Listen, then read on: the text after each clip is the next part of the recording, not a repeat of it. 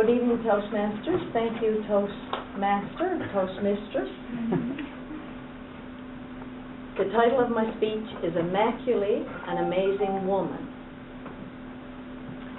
On April 6, 1994, the president of Rwanda's plane was shot down, lighting decades of old tensions between the Tutsis and the Hutus.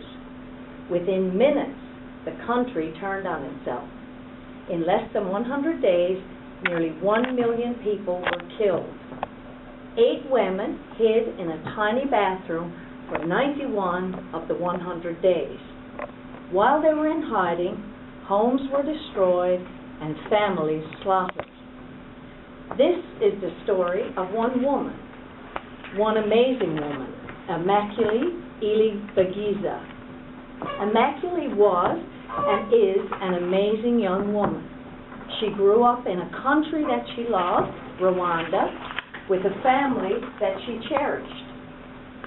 She was an extremely happy little child and lived in a village where people cared for and respected one another. Immaculate's parents placed great emphasis on education, and no doubt, David, they had good teachers.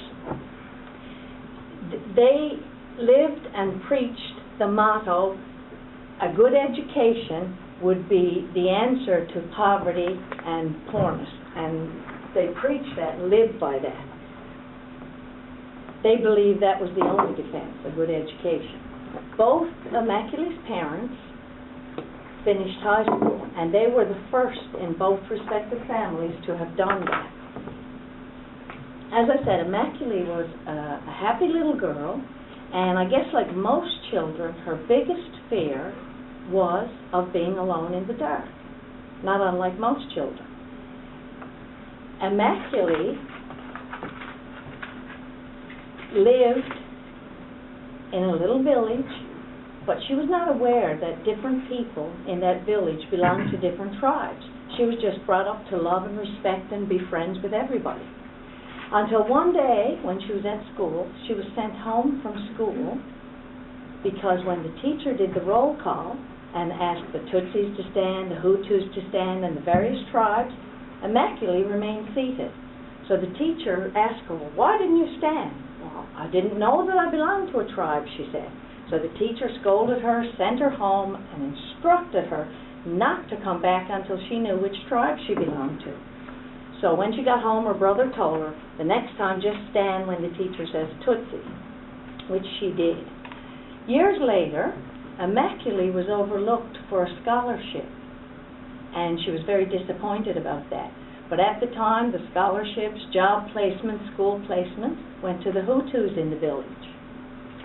Immaculate continued to work very hard in school, and she excelled. Years later, she received a scholarship because she placed honors in exams that she wrote, and she went on to be accepted into one of the best universities. During her studies, of course, she continued to do very well. In her last year, her professor announced that there had been another attack on their country.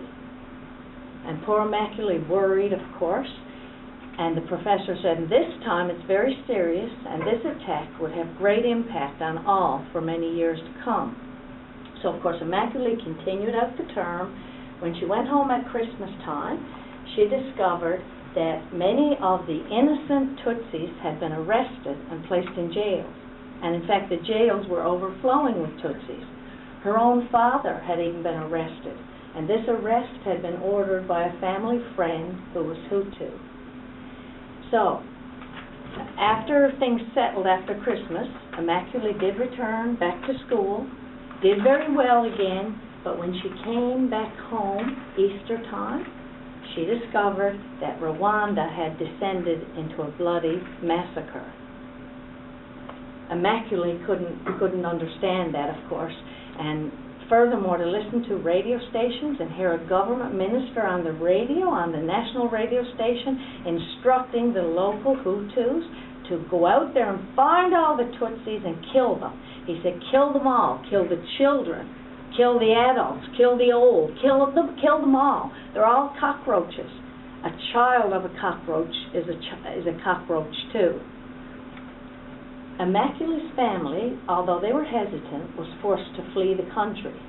But Immaculate's dad didn't want her to leave, wanted her to stay, finish her education, so he made arrangements for her to stay with a neighbor, the pastor in the village, who was Hutu, but this pastor agreed to take in Immaculate and 7 other women.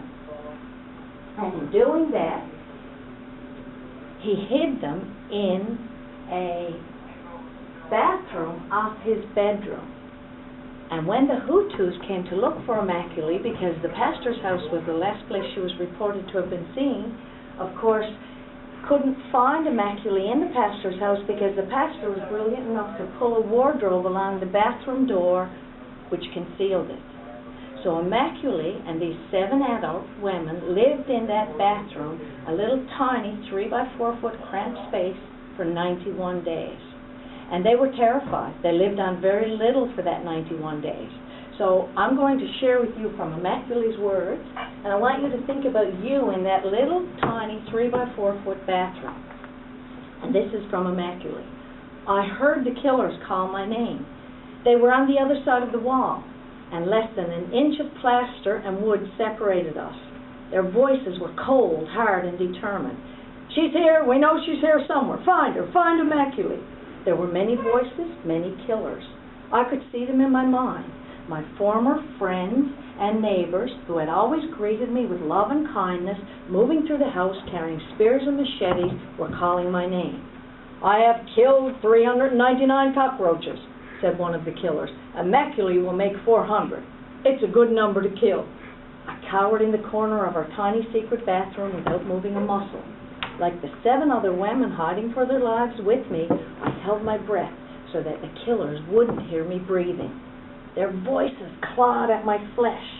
I felt as though I were lying on a bed of burning coals, like I'd been on fire. A sweeping wind of pain engulfed my body.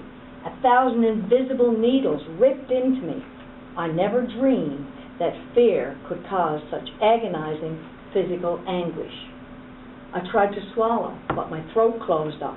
I had no saliva, and my mouth was drier than sand. I closed my eyes and tried to make myself disappear, but their voices grew louder. I knew that they would show no mercy, and my mind echoed with one thought. If they catch me, they will kill me. If they catch me, they will kill me. The killers were just outside the door, and I knew that at any second they were going to find me.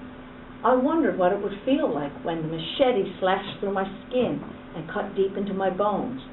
I thought of my brothers and my parents, wondering if they were dead or alive, and if we would soon be together in heaven. I put my hands together, clasped my father's rosary, and silently began to pray. Immaculate had great faith. She prayed, God, please don't let them kill me. Please don't let them find me. Please don't let me die like this. Please, please don't let me die in this bathroom. The killers moved from the house, and we all began to breathe again.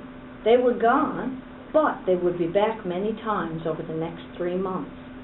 I believe that God had spared my life, but I learned during the 91 days I spent trembling in fear with others in the closet-sized bathroom that being spared is much different than being saved. And this lesson forever changed me. It's a lesson that I will never forget. And it is a lesson that in the midst of mass murder taught me how to love those who hated and hunted me, and how to forgive those who slaughtered my family. And forgive Immaculate did. Despite the fact she lost all her family, parents, brothers, sisters, extended family, she forgave. And she did visit the leader of the Hutu tribe in jail and came face to face with him, looked him eye to eye, and said, I forgive you. And when asked how she could do this, Immaculate responded, well, forgiveness is all I have to offer. After Immaculate found her brother and her mother's body and her brother's body, she did go on back to finish her studies, and she managed to get a job with the United Nations. She since moved to New York City, where she currently resides with her husband and her 2 children, and she formed a foundation to help others overcome genocide and war. and she does speak to universities and community groups telling her story. Immaculée is an amazing woman, and I'll end with two pictures.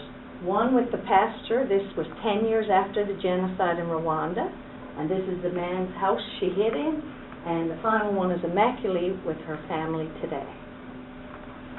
Madam Toastmaster.